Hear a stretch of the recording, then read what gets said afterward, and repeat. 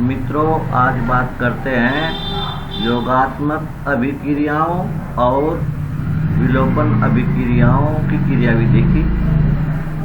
तो सबसे पहले बात करते हैं योगात्मक अभिक्रियाएं।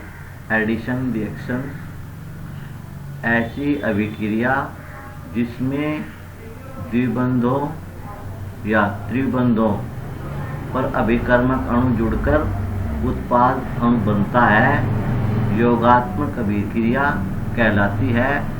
उदाहरण के लिए एथिलीन से HBr की क्रिया के बाद एथिलीन ब्रोमाइड का बनना योगात्मक अभिक्रिया का उदाहरण है। इस अभिक्रिया में असंतृप्तता घटती है, अर्थात बनने वाला यौगिक मूल यौगिक से कम असंतृप्त होता है। यह अभिक्रिया मुख्य दो प्रकार की होती है: नाभिक स्नेही योगात्मक अभिक्रिया न्यूक्लियोफिलिक एडिशन रिएक्शन और इलेक्ट्रॉन स्नेही योगात्मक अभिक्रिया इलेक्ट्रोफिलिक एडिशन रिएक्शन। अब सबसे पहले बात करते हैं हम नाभिक स्नेही योगात्मक अभिक्रिया की। ऐसी योगात्मक अभिक्रिया जिसमें प्रारंभिक आक्रमणकारी नाभिक स्नेही हो, नाभिक स्नेही योगात्मक अभिक्रिया कहलाती है। कार्बोनिल समूह युक्त यौगिक जैसे एल्डिहाइड व तथा कीटोन यह अभिक्रिया देते हैं। उदाहरण एसीटोन और एस्टेन द्वारा साइनोहाइड्रीन का बनना। क्रियाविधि यह क्रियाविधि निम्न पदों में होती है। पहले पद में HCN तीव्र गति से आयनीकरण होता है। HCN का अर्थ है प्रोटॉन और साइनाइड में बदल जाता है, आयनित हो जाता है। फिर द्वितीय पद में होता क्या है, कीटोन से जो है इलेक्ट्रॉन से नहीं साइनाइड जो है वो आक्रमण करता है, जिसके कारण इस कीटोन में इलेक्ट्रोमेरिक प्रभाव उत्पन्न होता है।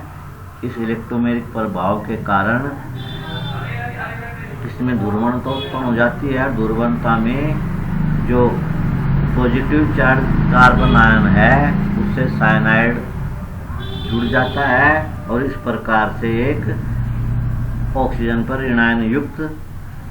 ऋणावेश युक्त ऋणायन उत्पन्न होता है, जिससे तीव्र गति से प्रोटॉन जुड़कर साइनोहाइड्रीन बना लेता है। क्योंकि जो अटैकिंग प्रक्रिया है साइनाइड की, या ये समझिए कि नाभिक स्नेही की, वो धीमी गति की प्रक्रिया है।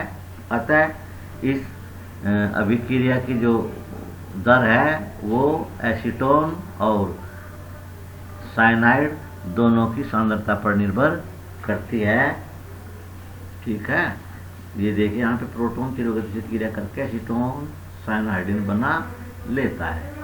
अब दूसरा है इलेक्ट्रॉन स्नेही योगात्मक अभिक्रिया इलेक्ट्रोफिलिक एडिशन रिएक्शन। ऐसी योगात्मक अभिक्रिया जिसमें प्रारंभिक आक्रमणकारी इलेक्ट्रॉन स्नेही हो, इलेक्ट्रॉन स्नेही योगात्मक अभिक्रिया कहलाती है। एल्कीनों में हाइड्रोजन हैलाइडो तथा हैलोजनों की योग अभिक्रियाएं इस प्रकार की अभिक्रिया हैं या उनके उदाहरण हैं। पहला देखिए एथिलीन में HBr का योग। तो एथिलीन जब HBr से योग करती है तो एथिल ब्रोमाइड बनता है। क्रियाविधि में सिंपल, सबसे पहले तो HBr आयनित हो जाती है प्रोटॉन और ब्रोमाइड में। इसमें सबसे पहले प्रोटॉन जो है वो एथिलीन पे आक्रमण करता है, जिसके कारण उसमें एक इलेक्ट्रोमेरिक प्रभाव उत्पन्न करने के बाद नेगेटिव पोल से जाके जुड़ जाता है। इस प्रकार से कार्बोनियम आयन बनता है और फिर यह कार्बोनियम आयन नाभिक स्नेही से क्रिया करके नाभिक स्नेही ब्रोमाइड से तीव्र गति से क्रिया करके एथिल ब्रोमाइड में बदल जाता है। ठीक है ना, क्योंकि इसका प्रथम पद जो है वो धीमी गति का पद है। अतः एथिलीन और प्रोटॉन की जो सांद्रता है, इन दोनों पर इसकी गति निर्भर करती है। दूसरा है एथिलीन में ब्रोमीन की योग। देखिए इसमें एथिलीन में ब्रोमीन से योग करती है तो CH2Br बना लेती है। इसमें भी ब्रोमीन जब एथिलीन पे आक्रमण करती है तो इलेक्ट्रोमैग्नेटिक प्रभाव उत्पन्न होता है और फिर जो है एक चक्रीय ब्रोमियम आयन बनता है, ठीक है ना, जिसमें ब्रोमाइड का त्याग होता है और फिर यह इस ब्रोमीनियम आयन से ब्रोमाइड तीव्र गति से क्रिया करके CH2Br बना लेता है। एसिटिलीन में भी HBr का योग है। तो देखिए एसिटिलीन में जब HBr का योग बढ़ता है पहले CH2CHBr बनता है, फिर से योग होता है, फिर CH3CHBr2 बनता है। क्रिया विधि इसमें पहले HBr जो है जब आक्रमण करता है तो एक कार्बोनियम आयन बनता है, प्लस ब्रोमाइड आयन बनता है। ये कार्बोनियम आयन है जिसमें कार्बन धनावेशित है, ठीक है, प्लस आवेशित CH डबल बॉन्ड CH2, ठीक है ना। फिर ये जो कार्बोनियम आयन है ये ब्रोमाइड से तीव्र गति से क्रिया करके CH2 डबल बॉन्ड CH2Br बनाता है। आगे फिर से दोबारा क्रिया शुरू होती है, फिर से HBr आक्रमण करता है, इलेक्ट्रोमैग्नेटिक प्रभाव उत्पन्न होता है। इस बार फिर से एक ब्रोमीन युक्त कार्बोनियम आयन प्राप्त होता है, ब्रोमाइड अलग हो जाता है और फिर से ब्रोमाइड आयन जो है इस कार्बोनियम आयन से क्रिया तीव्र गति से करके CH3CHBr2 बनाता है। यहीं पे एक मार्कोनिकोव का नियम है। मार्कोनिकोव का नियम जो है एक असंतृप्त कार्बनिक अणु जिसमें द्विबंध से जुड़े कार्बन पर हाइड्रोजन परमाणु की संख्या असमान नहीं होती है, असममित कार्बनिक अणु कहलाता है। देखिए ये CH2 डबल बॉन्ड CH2 है, इसमें दोनों कार्बन डबल बॉन्ड से जुड़े कार्बन पर बराबर हाइड्रोजन उपस्थित है, इसलिए सममित कार्बनिक अणु है। क्योंकि ये डबल बॉन्ड है इसलिए असंतृप्त है। इसी प्रकार यहाँ देखिए यहाँ पर डबल बॉन्ड से जुड़े कार्बन है, इसमें इस कार्बन पर एक हाइड्रोजन परमाणु है, दूसरे पर दो, इसलिए असमान कार्बन परमाणु जुड़े हैं, तो यह असंतृप्त असममित कार्बनिक अणु है, ठीक है ना। तो अब इस नियम के अनुसार असममित कार्बनिक अणु की योगात्मक अभिक्रिया में आक्रमणकारी अभिकर्मक का धनावेशित भाग द्विबंध युक्त उस कार्बन पर जुड़ता है जिस पर हाइड्रोजन परमाणु की संख्या अधिक हो, ठीक है ना। अर्थात देखिए जब उधर जो आक्रमणकारी होगा जब अटैक करेगा तो उसका धनावेशित भाग है वो उस पर जुड़ेगा जिस पर हाइड्रोजन परमाणु की संख्या अधिक हो, इस पर जुड़ेगा CH2 वाले पे। और दूसरे वो कह रहा है आक्रमणकारी अभिकर्मक का ऋणात्मक भाग द्विबंध युक्त उस कार्बन पर जुड़ता है जिस पर हाइड्रोजन परमाणु की संख्या कम हो, और जो है जो उसका नेगेटिव भाग है आक्रमणकारी का, एक पॉजिटिव भाग होगा वो ज्यादा वाले पे जुड़ेगा, जो नेगेटिव भाग होगा वो कम हो जिस पे हाइड्रोजन कम है उस कार्बन पर जुड़ता है, ठीक है ना। तो देखिए ये CH3CH डबल बॉन्ड CH2 है जो असममित जो है कार्बनिक अणु है।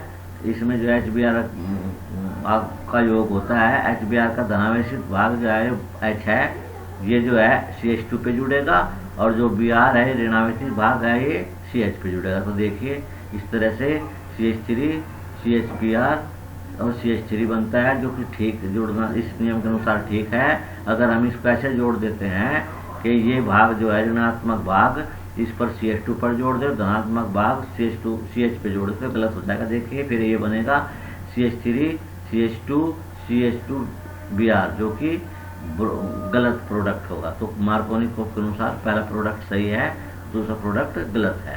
क्षारजात प्रभाव या परोक्साइड प्रभाव, इसके अनुसार कार्बनिक परोक्साइड की उपस्थिति में असममित कार्बनिक अणु की योग क्रिया मार्कोनिकोव नियम के विपरीत होती है। अब बिल्कुल क्या होगा इसमें जो नेगेटिव भाग है वो अधिक वाले से जुड़ेगा और पॉजिटिव भाग जो है वो कम वाले से जुड़ेगा।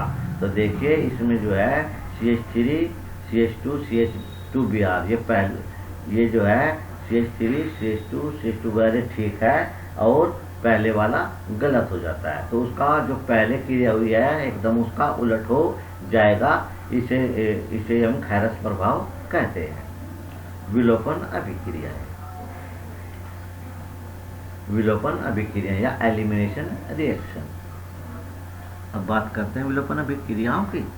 ऐसी कार्बनिक अभिक्रियाएं जिनमें किसी कार्बनिक अणु से कोई साधारण अणु, सामान्यतः अकार्बनिक अणु विलुप्त होता है या मुक्त होता है या निकलता है, विलोपन अभिक्रियाएं कहलाती हैं। किसी साधारण अणु के पृथक होने पर अतिरिक्त बंध बनता है। देखिए ये मूल कार्बन परमाणु है CH3 CH2X।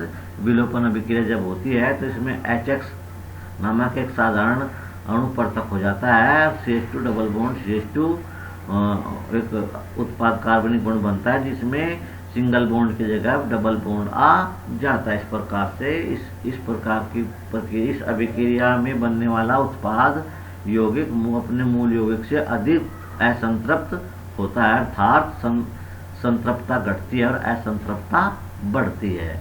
अब इसका पहला उदाहरण है एल्कोहलों का निर्जलीकरण।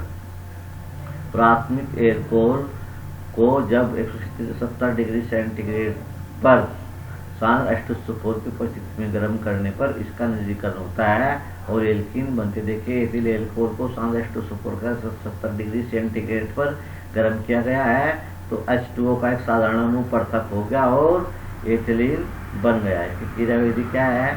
सबसे पहले एल्कोहल जो है प्रोटॉन त्याग देता है या प्रोटॉन जो है ये एल्कोहल प्राप्त कर लेता है, इसे एल्कोहल का प्रोटोनीकरण कहते हैं। तो ये प्रोटोनीकृत एल्कोहल बन जाता है, प्रोटोनीकृत एल्कोहल बन जाता है। प्रोटोनीकृत एल्कोहल जो है जल का अणु त्याग कर एक कार्बोनियम आयन बनाता है। जैसे यहाँ पे एथिलियम आयन बना है और ये एथिलियम आयन जो है, जो कार्बोनियम आयन है, ये प्रोटॉन त्याग के फिर आगे एथिलीन में बदल जाता है। तो सबसे पहले एल्कोहल जो है प्रोटोनीकृत हो जाता है प्रोटॉन प्राप्त करके, फिर वो एल्कोहल जो है जल त्याग के कार्बोनियम आयन में बदल जाता है, फिर वह कार्बोनियम आयन जो है प्रोटॉन त्याग के एल्कीन अर्थात एथिलीन में बदल जाता है।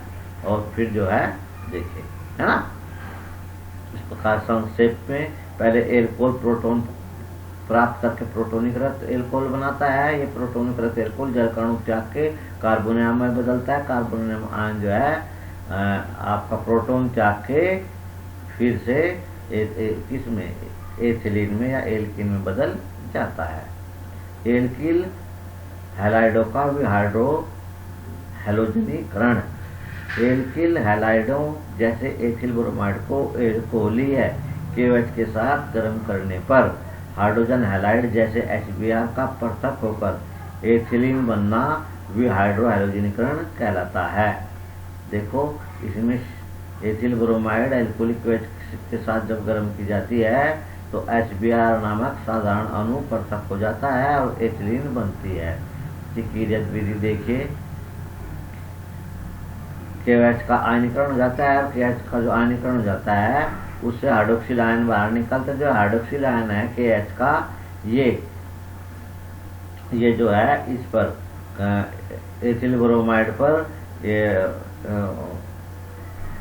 अटैक करता है और यहाँ अटैक करने के बाद जो है एल्कीन यहाँ से H2O पृथक कर लेता है और उधर ब्रोमाइड आयन पृथक हो जाता है। इस प्रकार से जैसे ही ये इस एथिलीन पर अटैक करता है तो H2O अलग हो जाता है, ब्रोमाइड आयन अलग हो जाता है, एथिलीन बनता है। ठीक है ना, एथिलीन बनता है और ये पोटेशियम आयन से ब्रोमाइड आयन फिर से क्रिया करके KPr बना लेता है। ठीक है ना, और इस प्रकार से ये जो सोल्ट में CH3 CH2Br plus KOH CH2 double bond CH2 plus H2O plus KBr। ठीक है ना, तो इस प्रकार से ये क्योंकि इसमें से एक HBr बाहर चला गया है तो इस पूरी प्रक्रिया को विहाइड्रो हैलोजनीकरण कहते हैं। ठीक है ना।